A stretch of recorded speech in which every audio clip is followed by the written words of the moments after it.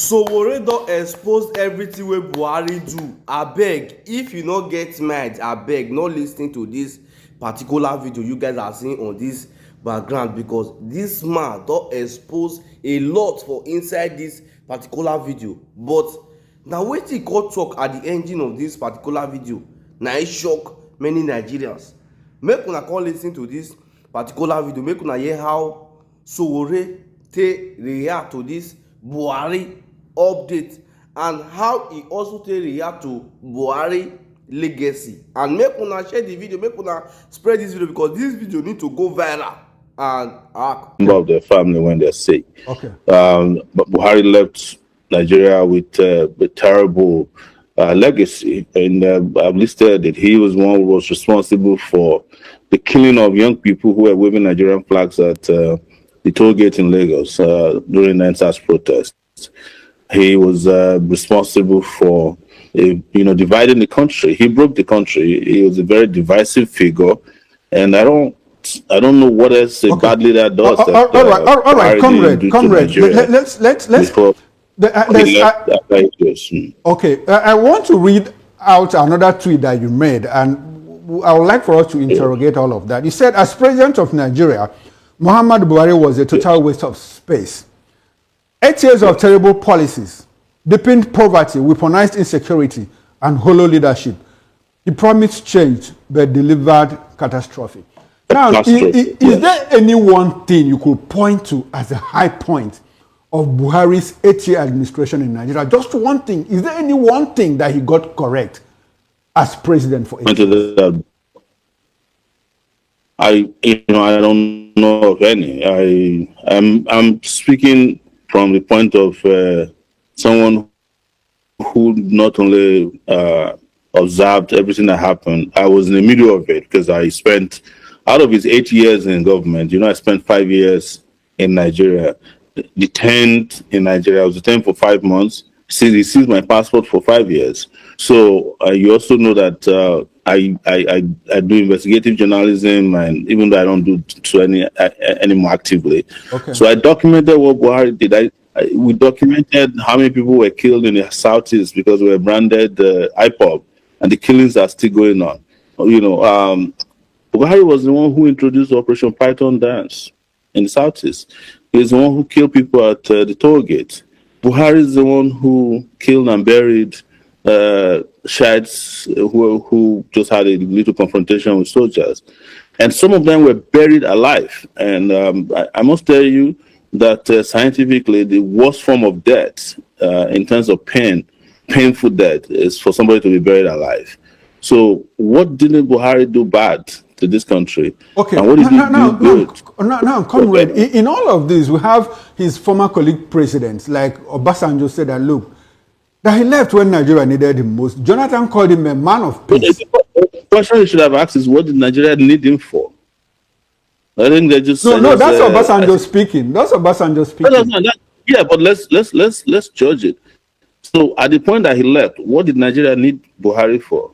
After 8 wasted years, what did we need him as a statesman, or did we need him now, as a moral compass? Let me just, because Obasanjo, I think Obasanjo is just himself, preparing himself for his own, and he knows most of them now understand with what happened to Buhari. Okay. That every one of them that put Nigeria in who it is now, this is how they will be harshly judged when they die. And Obasanjo understands that when he dies, and I'm glad that Obasanjo is alive now that Buhari has died. Okay. Because he can tell that people will also come out and say to him whenever he dies that you were a terrible person. And he was a terrible president too. This is a country. We still have some of them alive. We still have some of them. Obasanjo is still here. Jonathan is here. All of them. Abdusalami is here. Gowon is here. Yes. Now, comrade, a lot of Nigerians. Babangida is there. Okay, Babangida all these guys. There's none of them that is not watching us and say, wow. So Nigerians pay attention to terrible things we do. Okay. Because, and I think internet was also a big factor in helping to judge these leaders in their lifetime, legacy, and judge him. So it's interesting to know. It's interesting to know that, look, a lot of a lot of Nigerians also believe that, look, history is going to sentence whoever to good judgment or bad judgment, depending on the character, the leadership character of that person. Comrade, a lot of Nigerians have been clamoring for the destruction of Nigeria. But before Buhari left, he removed electricity generation, prisons, that's what we call correctional services, railways from the exclusive legislative list and took them to the concurrent legislative list, making it possible for both the central and the subunits to legislate on those matters. Wasn't that a step in the right direction towards restructuring Nigeria, what people have been asking for? Unfortunately, more than 3 years after those amendments, we haven't seen the states do anything in that regard. Was Buhari really the problem of Nigeria at that point, that Nigerians were clamoring for restructuring, as we still do today? I mean, looking for something good Buhari did is like looking for a needle inside a haystack. So, are you yourself, I'm sure you are struggling with this, because an average Nigerian doesn't understand what is concurrent or exclusive list. You understand? Because it doesn't appeal to whether they have food, employment, or healthcare. Are you getting my point? Yes, it's because you are speaking at an intellectual level. But those kids whose mom were killed in Zaria, they don't know about exclusive or concurrent lists of legislative activities. They care about how they are going to make it in life. The people died at NSAS. That's not what they're looking for. They're looking for a country where they can thrive and you come and kill them. And then you have an economic system that wiped out the opportunities that could have been presented to them to get a job and to live a great life. That is what matters to people. Look, we operate a federal system, reconfiguring its federal system that ought to even have determined this all along. It's nothing new. Nobody has done anybody a favor by putting something that was wrongly put in a unitary constitution into a more laissez-faire system. That's not what. All right. Thank you very much, comrade. Now, I think what happens is that history is going to judge President Muhammad Buhari. I mean, he's gone and he's gone. Look, it's not about history. He's being judged right now. He's being judged. No, I mean, he's passed on, now. And so his history is being written and rewritten all over again. Yeah, exactly. Right. I understand what you're saying. Okay, now let's move away. Land on your thought. Yeah, the judgment is fast. It came faster than it normally would have. Okay. Beautiful. Yeah. Now, let's look at the coalition that is cooking to unseat Tinubu in 2027. We have former presidential candidates like you talking about Atiku Abubakar, Peter Obi, they are all parts of the coalition. Is Omoyele Sowore a part of the coalition? No, I'm asking. I just mentioned former presidential candidates like you, Atiku and Obi. Is Omoyele Sowore a part of that coalition? No, I'm not part of the coalition. I made it very clear that I have no business being in a coalition with people who ruined Nigeria. And we're talking about Buhari now. You get, we're just talking about Buhari dying and the whole country, saying this was a terrible guy. The guy who helped Buhari run Nigeria to the ground, they are the ones in the coalition you are mentioning, people like Malami, El-Rufai, even the articles of this world, the David Marks of this world. These are the people that put us in the condition that we are in today. Very fresh. Some of them are freshly, like 2 years ago. They were doing terrible things. They were violating human rights. They were stealing unconscionably. And some 2 years later, you want us to whitewash them and make them look like they can fix a country whose only duty they owe to us is to make our lives miserable. So I'm not part of them, and I've made it very clear from the beginning. It's interesting to know that you have made it clear that you are not part of this coalition. Now, if you are talking about a coalition, which, like you said, it's a gathering of people who rule in this country, where should we look for credible leadership in this country? From where? When we are ready for credible leadership, we'll find it. Because there are credible people all around the country. There are credible people in this country that are incredible, brilliant, intellectually sound, very untainted individuals in Nigeria and even in the diaspora, people who left and that are available to serve. But the question is that Nigerian people themselves, we should ask that very unpopular question. Are they looking for credible leadership, or they are stuck in what is known as the Stockholm syndrome? Exactly the It's like, point. They're being yeah. very familiar So, with being in love so, with your but that's with not your captors. that's therefore not my fault. Okay. It is Now, the fault of the essentially, Nigerian these credible people that who you are talking about, very intelligent people in all parts of the country, yes. how do we prop them up? How do we find them? If you consider the fact that, look, Nigerian politics is highly monetized. I recall that you also ran in 2023 elections, and Yes. you are credible. Nigerians believe in Yeah. you. The youth believe in you. But you couldn't get past the post. Why? Because maybe you're not a money bag. You couldn't get a financier, to do all of that That's for you. So true. how do we get these people into politics? How do we demonetize That's the Nigerian politics? so it's not about demonetizing politics, So what do we because do? I ran for president twice, Okay. and I can tell you this for free, and it's not a secret, that the moment people see you as a credible person, you spend less money and you gain more ground.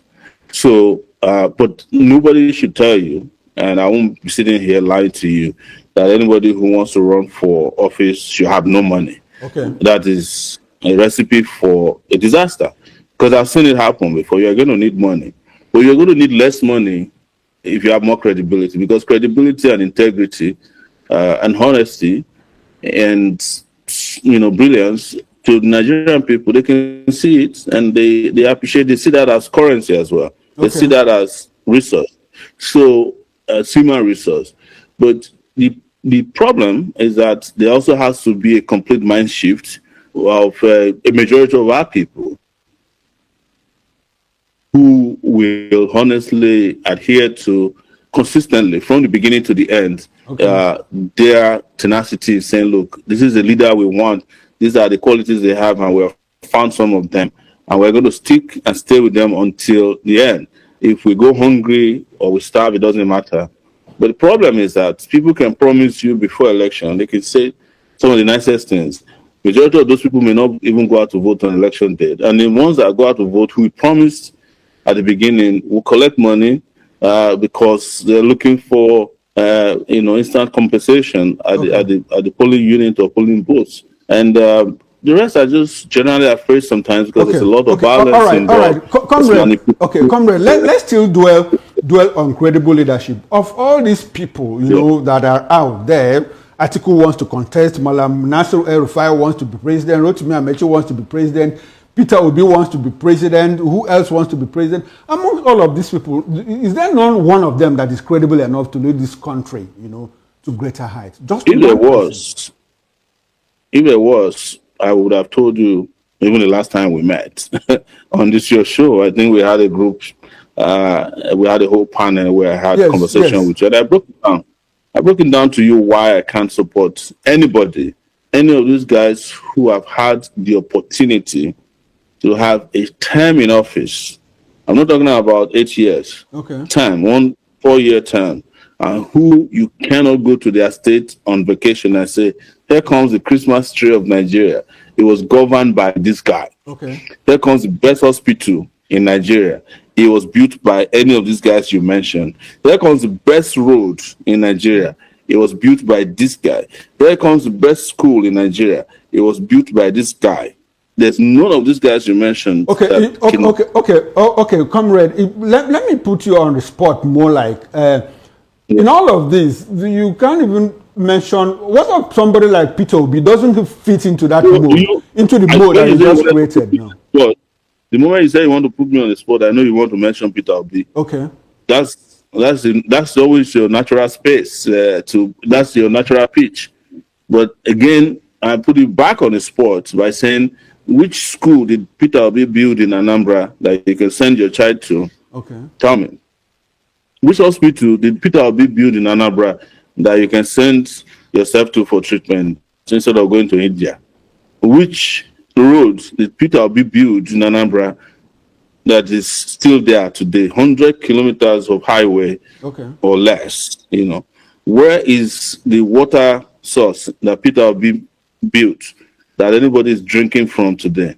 Okay, so in essence, what you are saying is that from 1960 up until this moment, you cannot find a Nigerian who's been in office who should come back and repeat exactly what the person did. Okay, let's take away 1960 from 1999 up Yeah, until this moment. No Nigerian. exactly.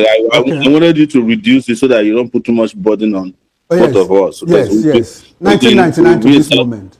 yes. Okay. So again, you and I have been in this country, and whether we're here or we've monitored the country, because I was away for 20 years.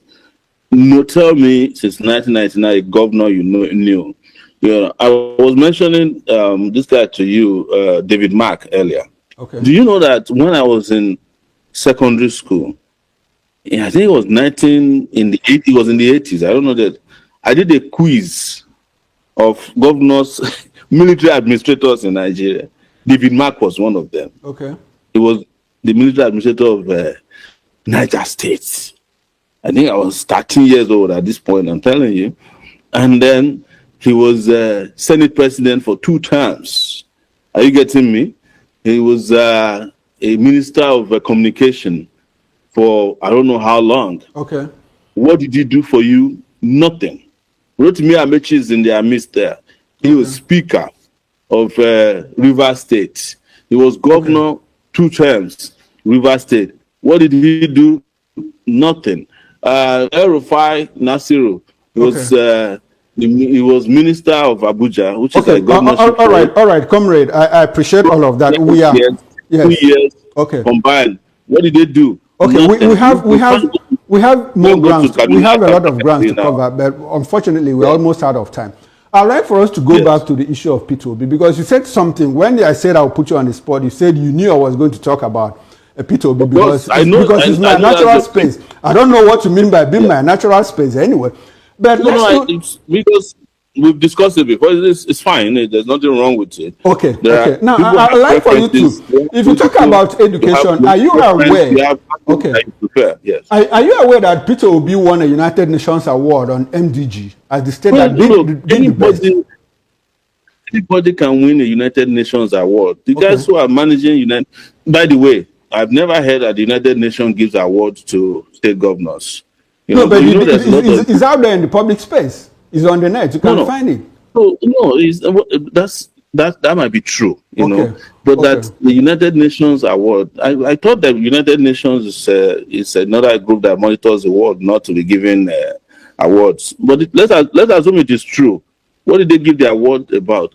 I'm talking about substance. We are talking about paper. Anybody can. Is it not Nigeria? No, the paper came out of the substance of what the United Nations observed. Anyway, comrade, let's leave. I want us to. No, I don't want us. I don't want this thing to descend to an argument about P2B or Labour Party or any of this. We are looking for. We are in search of credible. When I came to your station last time, I predicted that Labour Party was going to be going back to the market. All right. Okay. You go and watch.